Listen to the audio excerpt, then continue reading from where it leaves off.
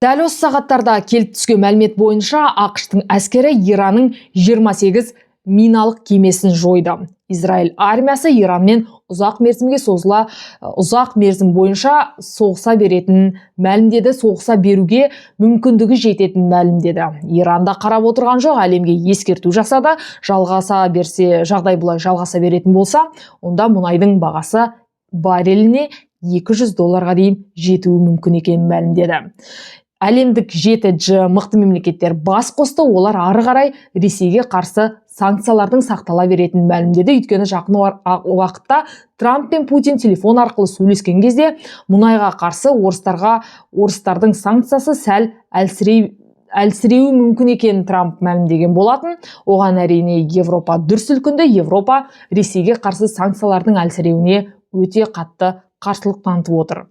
Және Ирандағы ЮНЕСКО тізіміне енген тарихи сарай әуе соққыларынан зақымданды. Жалпы Израильде ақш-та таратып отырған мәлімет бойынша Иранның қолында тұрған барлау қызметі мәлімдеген 500 килограммға жуық байытылған уранды қалай болса да осы көзін жоюы тиіс. Жалпы бұл жағдайлар қазір қандай деңгейде, соғыс қандай деңгейде, және оның әлем экономикасына әсері қандай, бүгін біз шығарылымда талқылаймыз.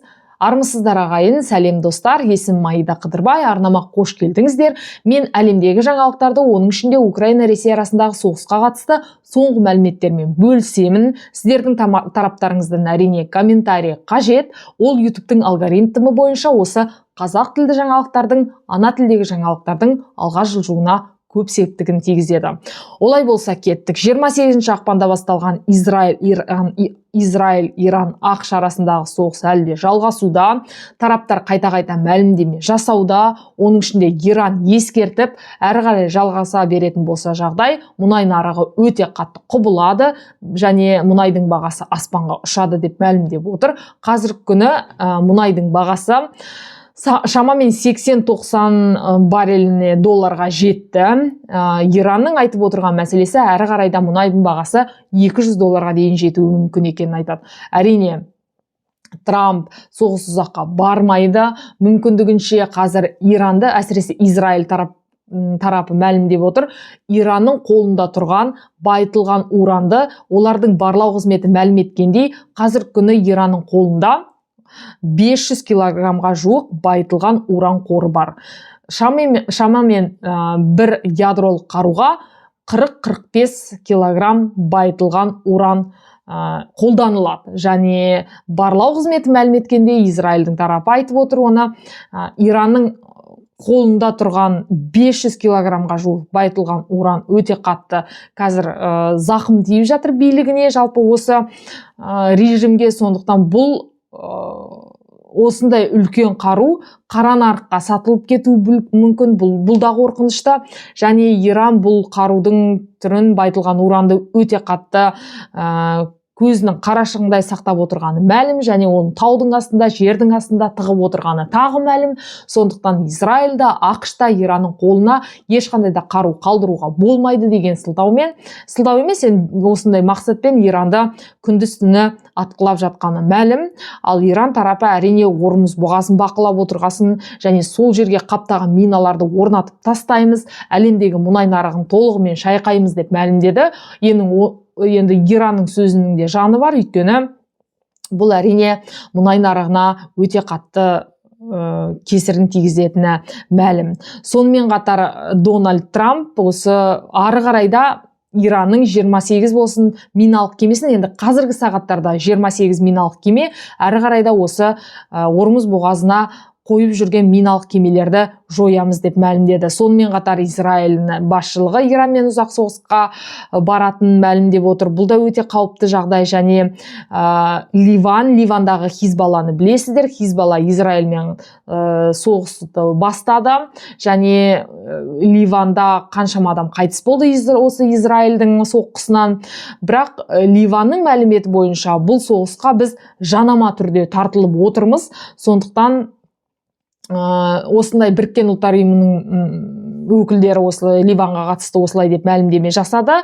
Сондықтан ары қарай енді Ливан Өкінішке орай соғысқа тартылып отыр осы Хизбалла деген ұйымдар үшін.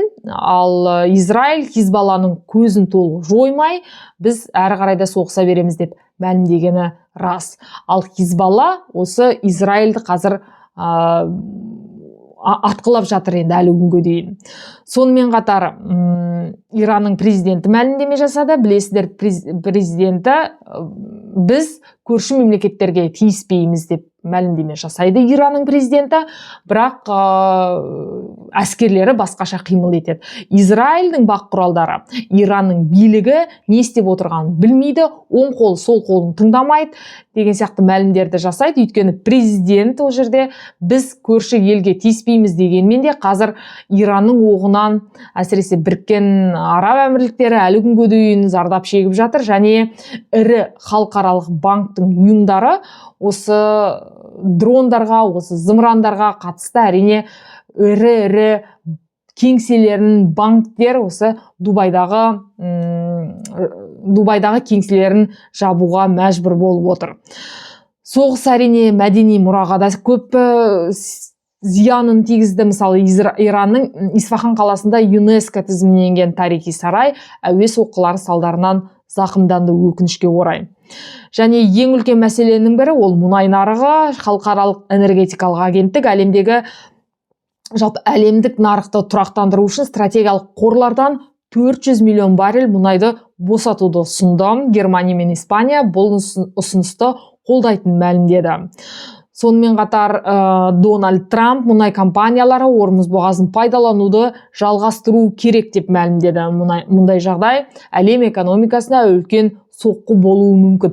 Бірақ Трамптың сөзін тыңдап жатқан Иран жоқ әрине. Ары қарай бізді атқылайтын болсаңдар, Ормұз бұғазын толығымен миналаймыз, және бұны мина деген сөз енді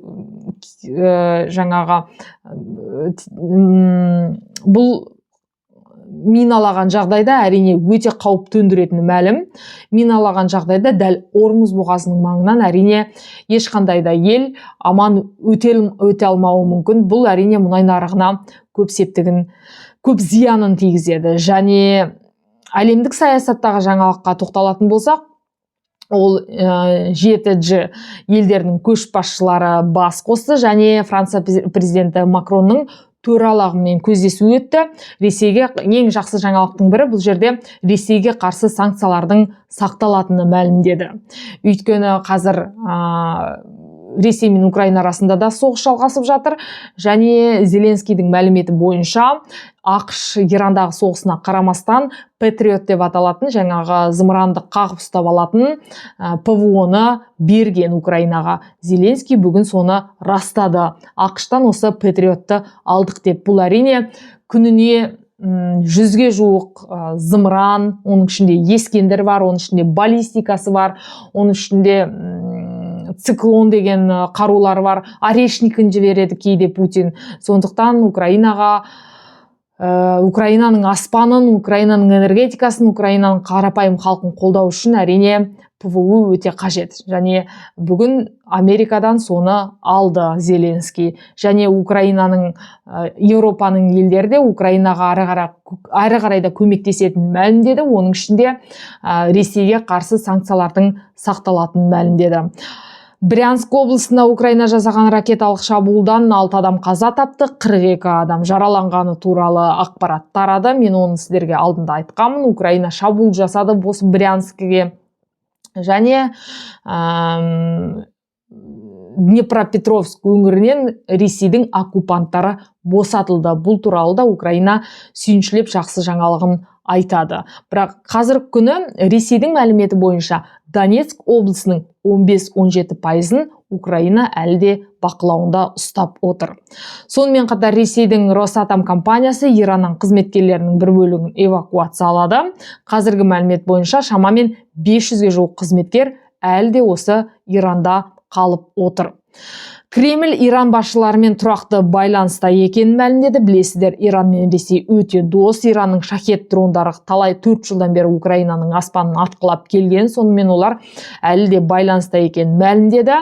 Ал Италия премьер-министрі Иранның ядролық қаруға ие болуына жол беруге болмайтынын айтты. Әрине, Европа болсын, ақш болсын, Израиль болсын, Иранның қолына қандай да бір қару беруден қорқады. Сонымен қатар аймақтағы қауіпсіздік жағдайы туралы айта кететін болсақ, әрине Түркияда ақштың Патриот әуе қорғаныс жүйесі орналастырылғаны байқалады. Румыния болса ақшқа өз авиабазаларын бақылау және қорғаныс мақсатында пайдалануға рұқсат берді. Осылайша достар, сіздердің тараптарыңыздан комментарий күтемін. Сіздердің қолдауларыңыз, арнама жазылғандарыңыз әрі қарай ақпаратты айтуға маған көп күш береді, жігерімді жанады. Сондықтан келесі кездескенше аман сау болайық.